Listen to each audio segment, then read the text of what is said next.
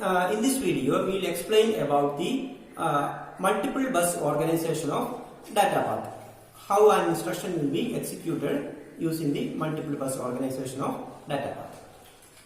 So here we have multiple internal paths or multiple internal processor bus. That is why the name multiple bus organization of data path. Then this enables several transfers to take place in parallel, and also it will reduce the number of steps needed to execute an instruction, because several transfers can be done in parallel. Okay, this is our multiple bus organization of data path. So here three internal processor buses are there. So we will call this as a 3-bus organization of data path. We have bus A, bus B and bus C. These are the internal processor buses.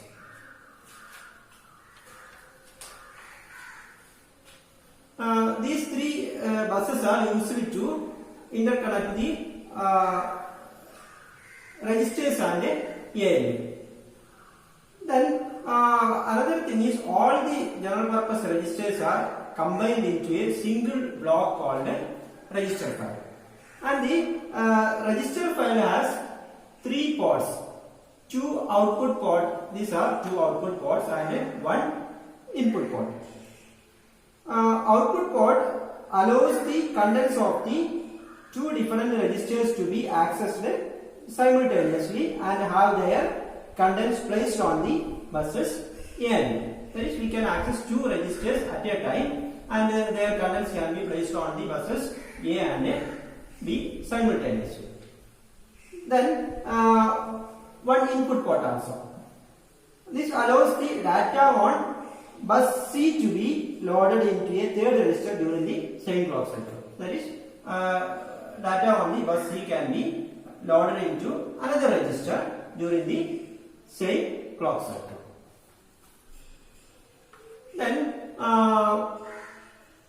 buses A and B are used to transfer the source operands to the A and B inputs of ALU. That is, these are the A and B inputs of the ALU. This bus A and bus B are used to transfer the source operands to the ALU inputs.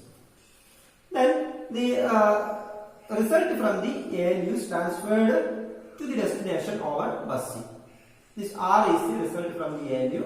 That will reach into the C bus, and from C bus that can be stored into the destination register or destination, wherever the destination to memory or whatever, that can be transferred to the destination through the bus C.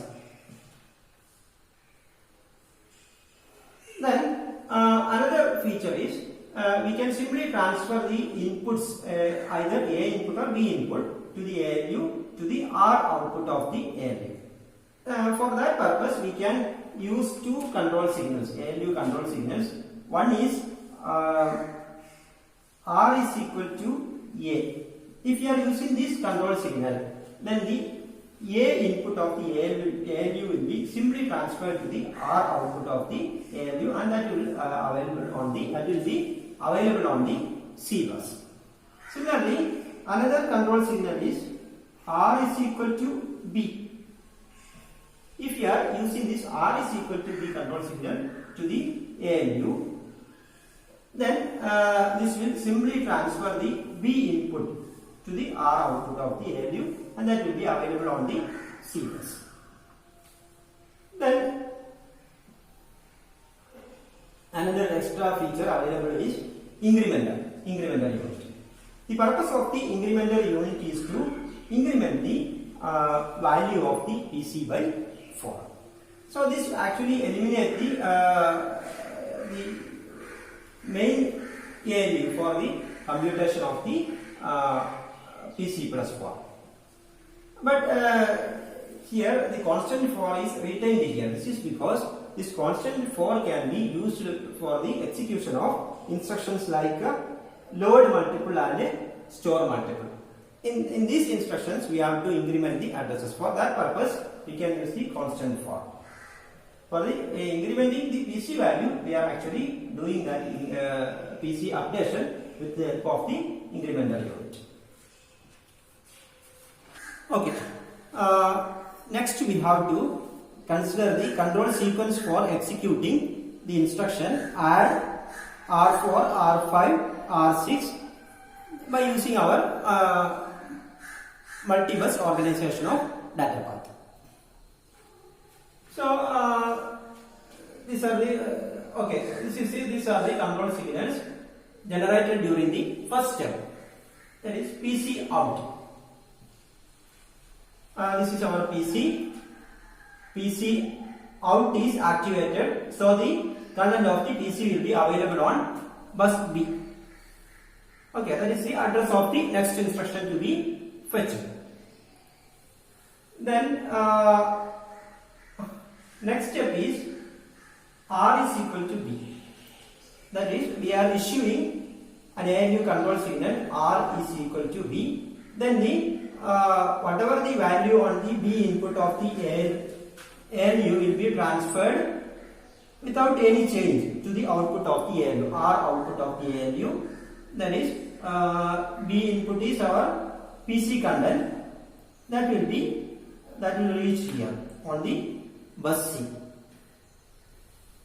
Then next is MAR in is activated. So what is the value on the C bus? That is the PC content. Then MAR in is activated. So the PC content or the address of the next instruction to be fetched or executed is will be captured into the MAR register, and that will goes into the external memory bus. Then next signal is read signal is issued. Okay, this will issue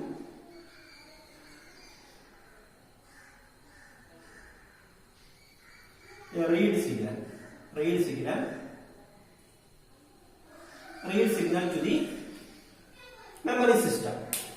So whenever this read signal will be received by the memory system will initiate a read operation.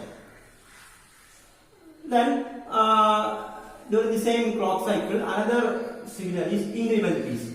That is, this will be initiated. So this will be done by the incrementer. This is a control signal to the incrementer. So whenever this increment PC is activated, then the incrementer will increment the value of the PC by 4, and that will be updated. Then second step is wait for memory function complete signal from the memory system. So this memory system is now reading from the memory. Whenever the read operation is complete, then the memory system will inform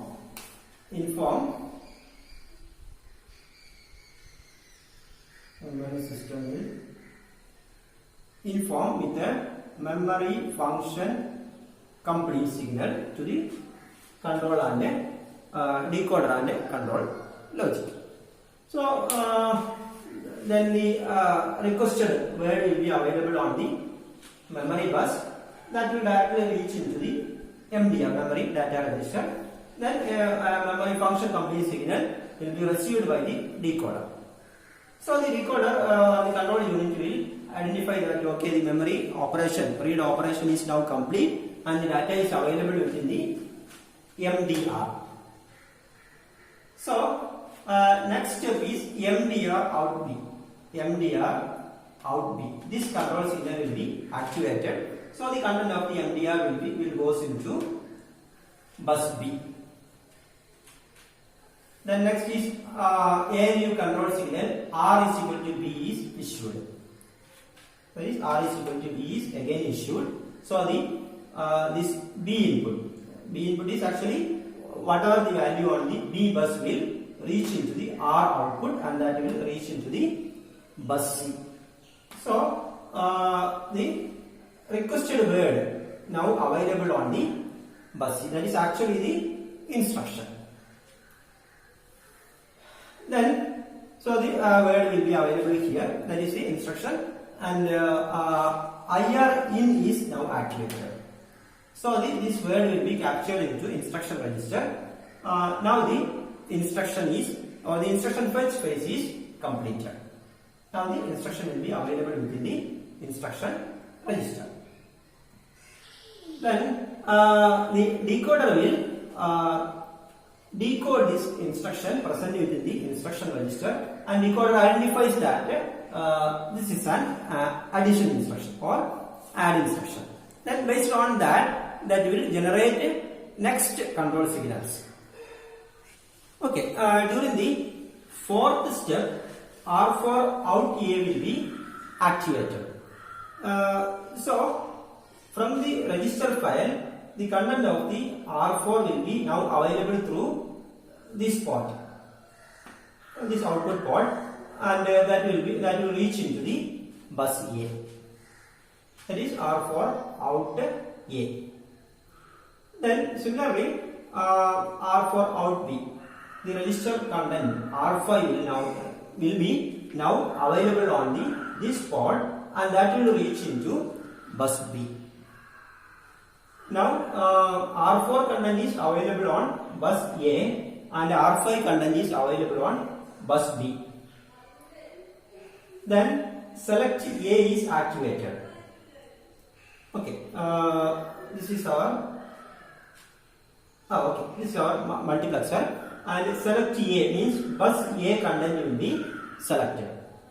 That will reach into the A input of the ALU, and to the B input, bus B content is available. That is, this bus A has R4 and bus B has R5. So A input has R4 content and B input content, your B input has R5 content.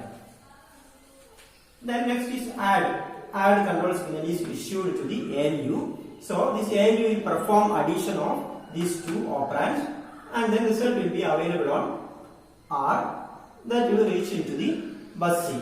So the sum is now available on the bus C. Then next signal is R6 in. So this is our input port, and that this sum will reach into the register file. Then R6 in is enabled, so that sum will be captured into the register R6 and N. This is the control signals required for the execution of the instruction add R4, R5 and R5 and store the result into R6. Okay.